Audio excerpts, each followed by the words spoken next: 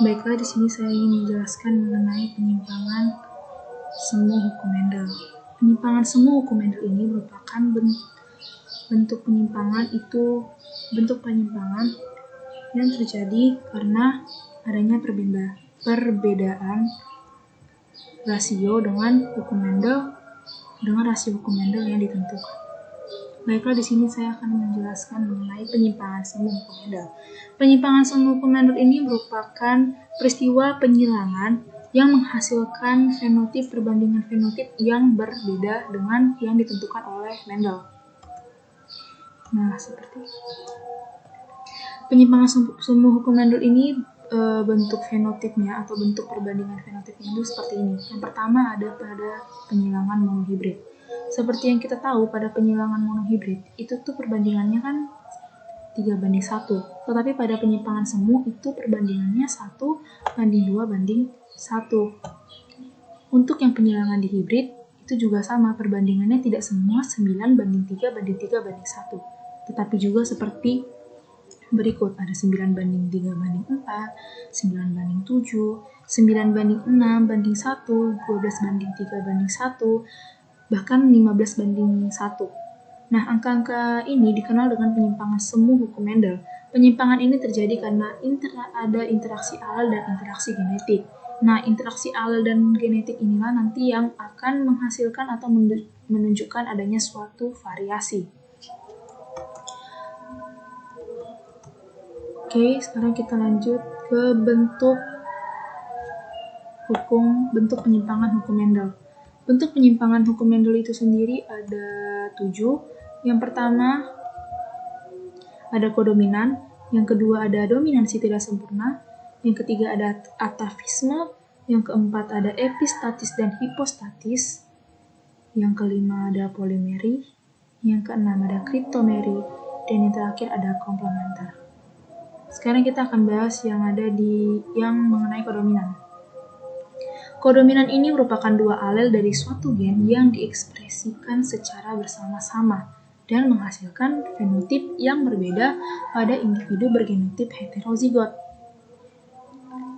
Ini contohnya itu yaitu sapi merah disilangkan dengan sapi putih.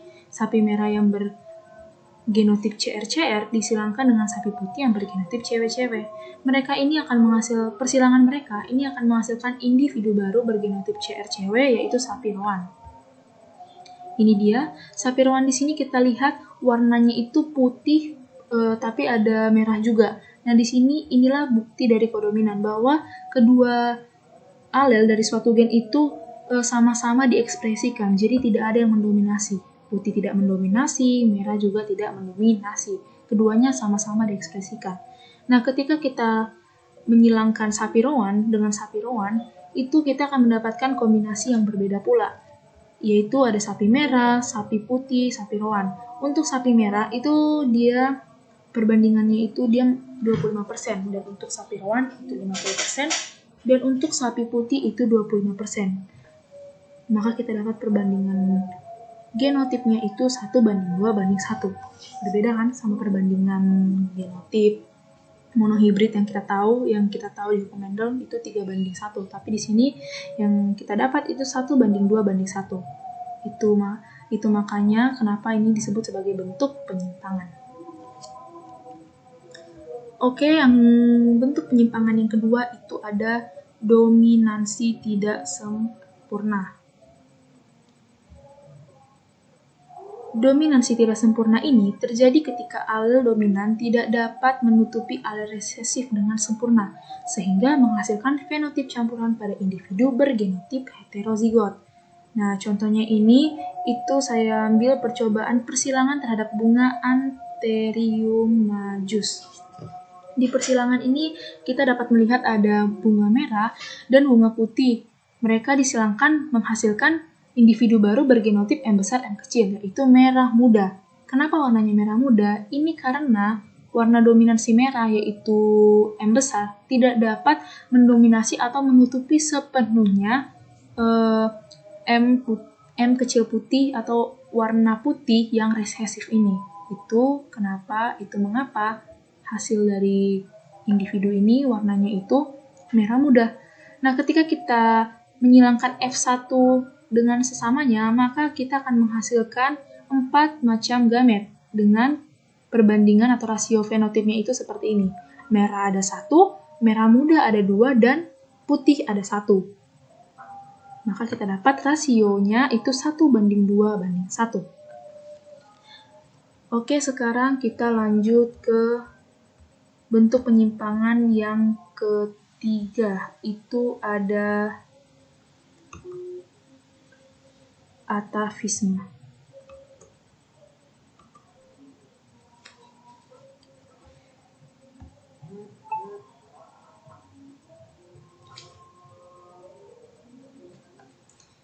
Oke, atavisme. Atavisme ini itu interaksi beberapa gen yang menghasilkan sifat baru atau berbeda dari kedua induknya.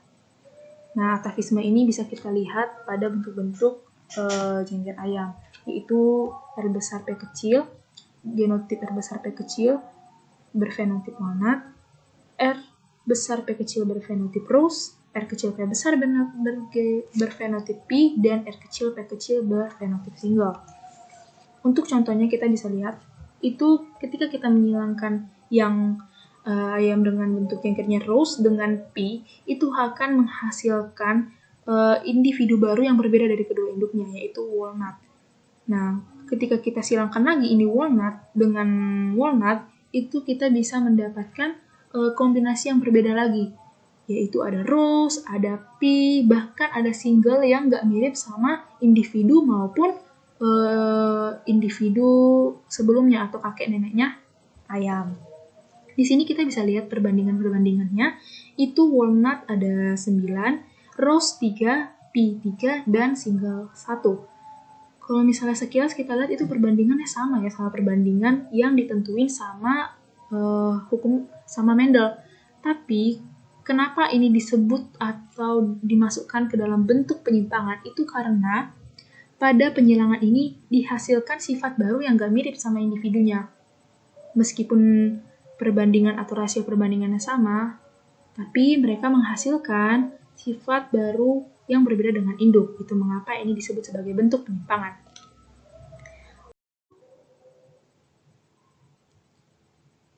Oke, kali ini kita lanjut ya, bentuk. Oke, kita lanjut ke bentuk penyimpangan yang selanjutnya, yaitu epistatis dan hipostatis.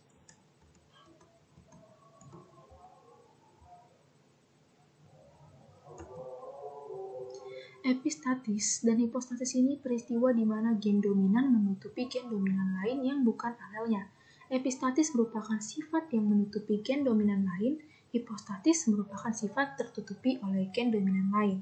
Nah, supaya yang lain, teman-teman tuh bisa cepat nih nangkepnya atau cepat tahu yang mana apa yang menutupi, apakah itu epistatis atau hipostatis, itu caranya gampang. Kita tinggal ingat aja kalau misalnya epistatis itu kan menutupi, berarti dia yang terekspresi, berarti ekspresi, yaitu epistatis yang menutupi.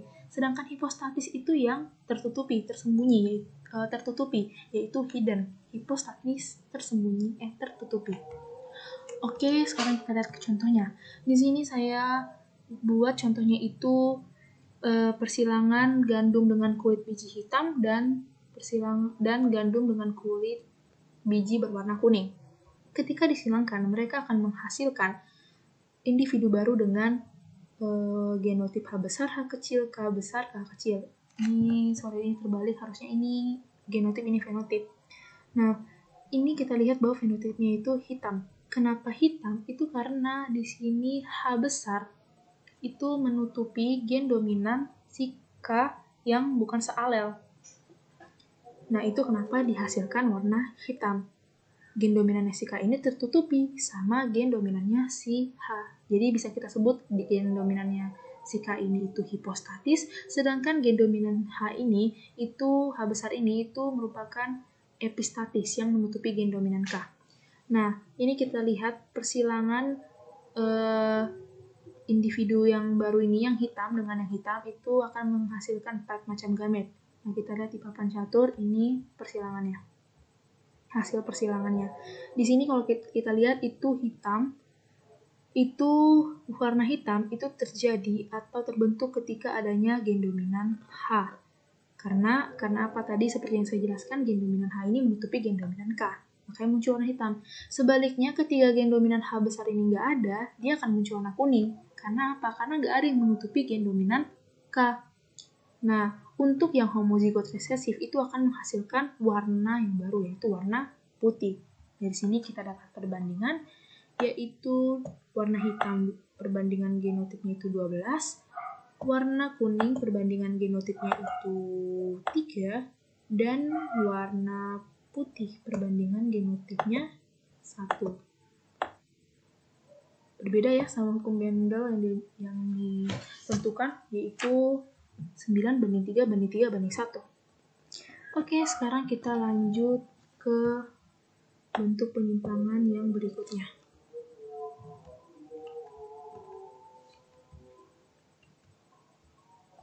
Bentuk penyimpangan yang berikutnya itu ada polimeri.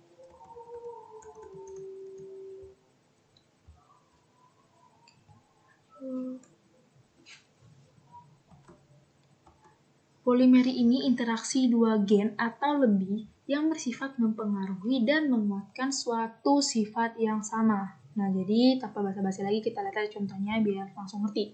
Nih, ini sih kita lihat ada merah dan disilangkan dengan yang betina warna putih. Merah ini genotipnya M1 besar, M1 besar, M2 besar, dan M2 besar. Sedangkan yang putih genotipnya M1 kecil, M1 kecil, M2 kecil, M2 kecil. Nah, mereka disilangkan akan menghasilkan individu baru yang berwarna merah. Nah, yang warna merahnya ini genotipnya itu M1 besar, M1 kecil, M2 besar, dan M2 kecil. Nah, ketika yang merahnya ini disilangkan lagi dengan sesama F1, itu kita akan mendapatkan seperti ini nih. Ada merah gelap, ada merah aja, ada merah sedang, ada merah mudah, bahkan ada yang warnanya putih. Nah, dari sini kita lihat bahwa makin banyak alel dominannya, itu warnanya itu makin merah. Nah, coba nih, kita lihat ya, kita buktikan. Nih, pada merah gelap, kita lihat di sini alel dominannya itu semua itu alel dominan kan, makanya dia merah gelap. Untuk yang merah aja, dia alel dominannya itu hanya 3. Beda sama yang sama merah gelap, ada 4. Nah, kalau misalnya merah sedang, otomatis alel dominannya pasti berkurang dong. Nih, ada 2, yang ini sama yang ini. Nah, makin muda merahnya, berarti makin dikit juga alel dominannya, yaitu cuma 1. Nah, untuk yang putih, kenapa putih? Karena semuanya resesif, yaitu homozigot resesif. Makanya dia warnanya putih. Oke, sekarang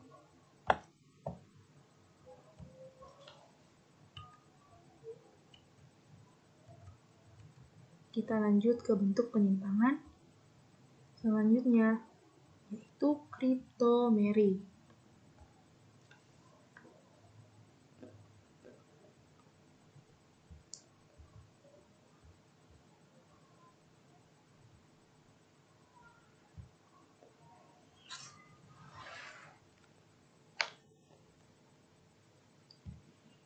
Kriptomeri ini merupakan peristiwa adanya sifat dominan yang tersembunyi apabila berdiri sendiri dan sifat tersebut akan muncul pada kondisi tertentu saat gen dominan tersebut berinteraksi dengan gen dominan lain. Tapi peristiwa itu terjadi antara persilangan dengan alel yang berbeda.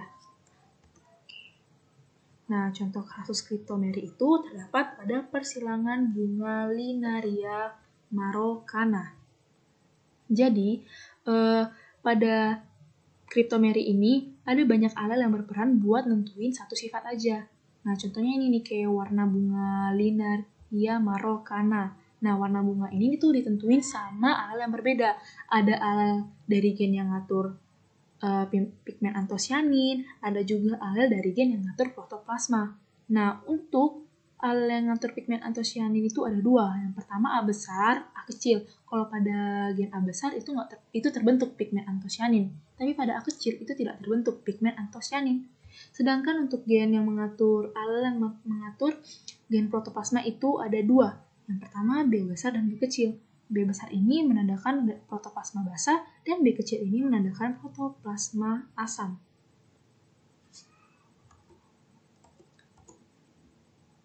Oke, sekarang kita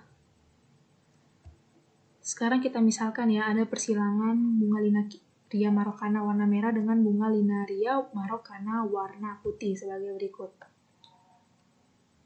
Nah, ketika bunga Linaria marokana warna merah itu disilangkan sama warna putih, dia akan menghasilkan bunga Linaria marokana warnanya ungu. Kenapa warna ungu? Di sini kan kita lihat tuh ada interaksi alel dominan yang satu dengan alel dominan yang lain. Tapi sekarang kita lanjut ke bentuk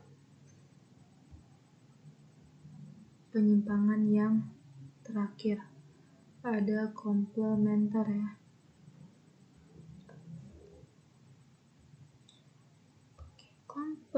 Komplementer.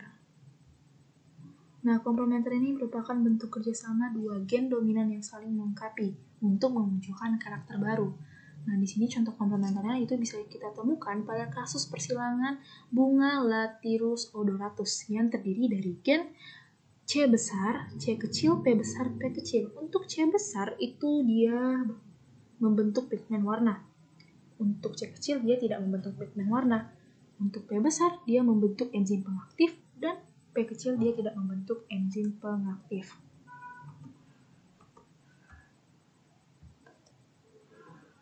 Nah, di sini kita bisa lihat contohnya. Misalkan dilakukan persilangan antara bunga Lathyrus odoratus berwarna putih dengan bunga Lathyrus odoratus berwarna putih pula, maka kita bisa peroleh keturunan dan rasio fenotip seperti berikut. Ini dia kita silangkan, maka akan dihasilkan individu baru yang berwarna ungu dengan genotip C kecil, P besar, P kecil.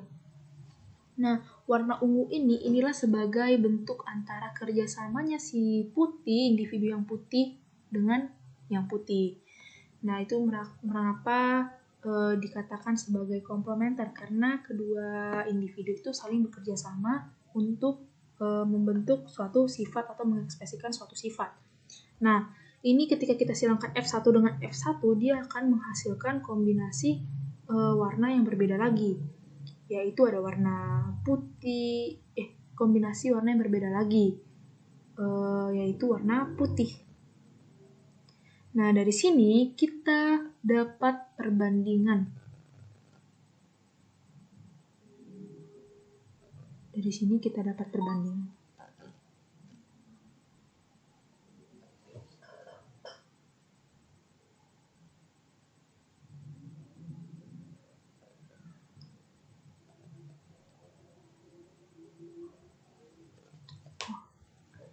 Nah, misalkan dilakukan persilangan antara bunga Lathyrus odoratus berwarna putih dengan bunga Lathyrus odoratus berwarna putih pula, maka akan diperoleh keturunan dan rasio fenotip seperti berikut. Ini individu yang warna putih, bunga warna putih dengan bunga warna putih, tapi dengan genotip yang berbeda, itu disilangkan akan menghasilkan fenotip warna ungu dengan genotip ini harusnya C besar, C kecil, P besar, P kecil. Nah, kenapa warna ungu? Warna ungu ini terbentuk karena adanya dua gen yang dominan, itu C besar sama P kecil. Kalau misalnya salah satu aja yang dominan atau nggak ada nih yang dominan, maka nggak akan terbentuk sifat atau warna ungu ini. Warna ungu ini juga menandakan bahwa adanya kerjasama antara individu yang satu dengan individu yang lainnya untuk membentuk suatu sifat, yaitu warna ungu itu sendiri. Nah, ketika warna ungu ini kita silangkan sama-sama jenisnya, itu akan menghasilkan warna yang mirip sama induknya, yaitu ungu. Ada juga yang mirip sama induk sebelumnya, yaitu putih. Nah, di sini kita lihat warna ungu itu muncul karena ada dua gen dominan. Ada C P, bisa CP, C besar P besar, C besar P besar. Dan sedangkan yang putih ini muncul karena hanya C besar saja yang dominan, P besar tidak ada. Makanya itu warnanya putih. Dan dari sini juga kita dapat melihat perbandingan rasionya 9 banding 3 banding 3 banding 1. Nah, perbandingannya kalau kita lihat mirip ya, sama ya sama perbandingan hukum Mendel. Tapi kenapa dia dikatakan sebagai bentuk penyimpangan? Itu juga karena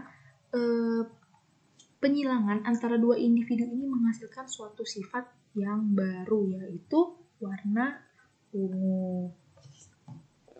Oke, sekian penjelasan saya mengenai bentuk-bentuk penyimpangan hukum Mendel.